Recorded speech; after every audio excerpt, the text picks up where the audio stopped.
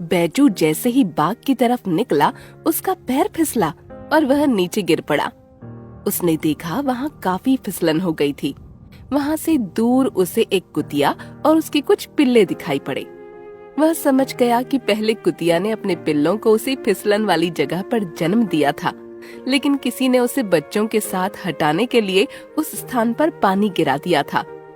बैजू ने बड़े ध्यान से देखा तो वे पिल्ले उसे बहुत सुंदर और प्यारे लगे। वह स्वयं को उनके पास जाने से रोक नहीं सका। कुतिया उठकर खड़ी हो गई और शंका से बैजू को देखने लगी। बैजू पास जाकर उसके पास आने वाले पिल्लों को दुलारने की कोशिश करने लगा। वे सभी पूंछ हिलाकर अपना प्रेम दर्शाने लगे। अरे हाँ, मैं तो कुछ लेकर नहीं आया हूँ। कुछ देर के बाद आऊंगा और तुम लोगों को खिलाऊंगा। एक छोटा और गोल मटोल पिल्ला सबसे पीछे खड़ा था। वह उन सारे पिल्लों से कुछ अलग दिख रहा था। बैजू उसके पास चला गया। वह चुपचाप खड़ा था, शायद बीमार था। कुछ देर बाद बैजू अपने घर से कुछ मिठाइयाँ लेकर आया। सभी पिल्लों ने उसे घेर लिया और मिठाई खाने लगे। कुतिया बेचारी खाने की कोशिश कर रही थी, लेकिन बच्चों के कारण खा नहीं पा रही थी। उसने एक मिठाई को मुंह लगाया तो दूसरे पिल्ले ने झपट कर मुंह से मिठाई छीन ली और खाने लगा।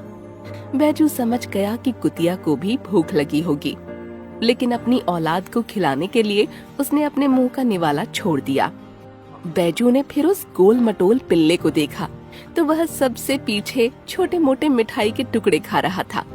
वह आगे बढ़ा और उसने एक लड्डू उस पिल्ले को दे दिया। वह बड़े प्रेम से खाने लगा। बैजू ने दूसरा लड्डू भी उसे दे दिया, मगर आश्चर्य, वह लड्डू लेकर अपनी माँ कुतिया के पास आ गया। कुतिया ने थोड़ा खाया और फिर अपने पिल्ले को लौटा दिया। उसकी ममता देखकर खुश हो गया। उसने एक लड्डू माँ की ममता को इनाम में दे दिया। बैजू को कुतिया और उसके पिल्लों से बड़ा लगाव हो गया था। वह रोज उनसे मिलता, उन्हें खिलाता पिलाता और उनके साथ खेलने का आनंद भी लेता। एक दिन उसे एक पिल्ला नहीं दिखाई पड़ा। वह चारों तरफ देखने लगा, लेकिन कोई खबर नहीं मिली। उसने अंदाजा लगा लिया कि पिल्ले को किसी ने पालने के लिए चुरा लिया है। एक सप्ताह के बाद कुछ पिल्लों की मौत हो गई और कुछ चुरा लिए गए। उसमें अब कुतिया और उसका एक गोल मटोल अकेला पिल्ला ही बाकी रह गया। बैजू को ऐसा लगा, यह छोटा गोल मटोल भी कहीं किसी के हाथ लग गया तो ठीक ना होगा। उसने उस गोल मटोल पिल्ले का नाम लड्डू रख दिया। लड्डू और कुतिया को लेकर वह अपने घर चला आया। लड्डू, तुम अब अकेले रह गए हो ना?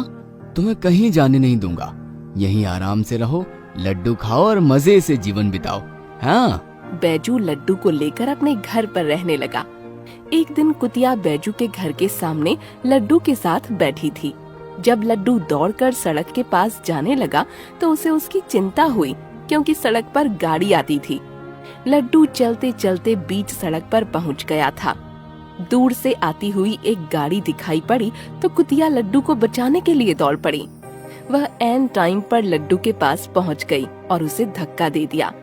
लड्डू सड़क के उस पार गिर गया, लेकिन कुतिया बेचारी गाड़ी की चपेट में आकर जख्मी हो गई। बैजू दौड़ कर गया और कुतिया और लड्डू को उठाकर घर ले आया। घर पहुंचते ही कुतिया की जान चली गई। नन्हा लड्डू उसके पास ही बैठा था। बैजू की आंखें नम हो गई थीं। बैजू ने उस दिन से लड्डू को कहीं भी अकेले आने जाने नहीं दिया। धीरे धीरे लड्डू बड़ा होने लगा। वह रात और दिन घर की पूरी रखवाली करता था। वह बिल्ली को भी घर के अंदर नहीं आने देता था, लेकिन कभी कभी एक शैतान बिल्ला छिप कर आ जाता था। वह बिल्ला कभी कभी बड़ा नुकसान करता था। एक दिन उसने एक बर्तन में रखा हुआ दूध पिया और चिपकी हुई मलाई खाने के लिए बर्तन कोठे पर खींच कर ले गया। बैजू दूध वाला बर्तन ढूंढने लगा। कोठे पर आवाज आई तो वह वहां पहुंच गया। उसने देखा लड्डू दूध का बर्तन मुंह में लेकर आ रहा था। बैजू गुस्से से लाल हो गया। उसने हाथ में डंडा उठा लिया। क्यों रे लड्डू, चोरी करके सारा दूध पी गया? दूध का बर्तन कोठे पर लेकर आ गया? मैंने हमेशा तुझे हर चीज खाने पीने की दी, फिर भी तूने कई बार मेरा दूध चुरा कर पिया। अरे जिस थाली में खाया उसी में छेद किया। तू एक नंबर का चोर है। लड्डू ने अपनी सफाई का इशारा किया लेकिन तब तक बैजू का डंडा उसकी पीठ पर पड़ चुका था। बैजू ने आगे पीछे का कोई विचार नहीं किया और लड्डू को गुस्से में कई डंडे मारे। लड्डू चुपचाप सब कुछ सहता रहा। बैजू यहीं तक नहीं रुका, उसने लड्डू को घर से बाहर निकाल दिया। लड्डू ठीक से चल भी नहीं पा रहा था। वह घर के पास एक पेड़ के नीचे चला गया। उसने कुछ खाया पिया भी नहीं था। एक जगह उदास होकर बैठ गया। कुछ देर के बाद घर के अंदर आहट हुई तो बैजू अंदर चला गया। उसने देखा कि एक बिल्ला दूध पीकर दूध का बर्तन लेकर मलाई खाने के लिए कोठे की तरफ चला गया। वह बिल्ले को मारने के लिए दौड़ा, लेकिन बिल्ला भाग गया। वह बाहर आया तो झल्लू मिल गया। अरे बैजू, लगता है आज भी बिल्ली ने तुम्हारा दूध पी लिया। उसके मुंह में मलाई लगी थी। उसने कई बार तुम्हारे दूध और मलाई पर अपना हाथ साफ किया है। उस दिन जब तुमने लड्डू को मारा था तब यही बिल्ला कुछ देर पहले मुंह में मलाई की सफेदी लगाकर बाहर निकला था। झल्लू, ये क्या कह रहे हो? सही कह रहा हूँ। उस दिन तुम्हारे ऊपर मुझे बड़ा गुस्सा आया था। तुमने लड्डू को पीटने का कारण भी नहीं बताया था। अरे बेचारा बेजुबान जानवर है, उसे डंडे से मार कर तुम्हें क्या मिला? इतने निर्दयी मत बनो बैजू। वैसे लड्डू है कहाँ? मुझसे बहुत बड़ी गलती हो गई दोस्त। मैंने बिना गलती के बिना विचारे ही उसे पीट दिया, घर से निकाल दिया। अब मैं अपनी गलती सुधारूंगा। बैजू वहाँ से भागता हुआ बाहर निकला। उसने चारों तरफ आवाज लगाई, लड्डू, मेरे लड्डू, अरे कहाँ हो? आ जाओ। ओ लड्डू, लड्डू। बैजू लड्डू को पागलों की तरह ढूंढ रहा था, लेकिन लड्डू नहीं आया। वह निराश होकर बैठ गया। गांव का एक लड़का डब्बू उसके पास आ गया।